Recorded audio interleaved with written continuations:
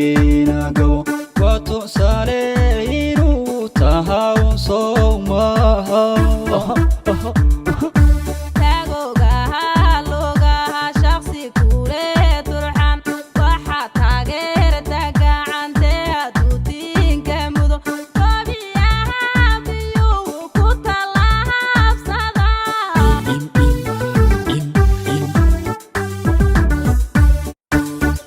هي عضد كانت مقليسان دغيهين سو غادhay waxa isweydaarsanaya fanaaniinta tirdhaxaadka waxdaan tada waabwaan nuur koosaar iyo keen Umar oo aan aaminsanahay in aad codadkooda ku raaxaysan doontaan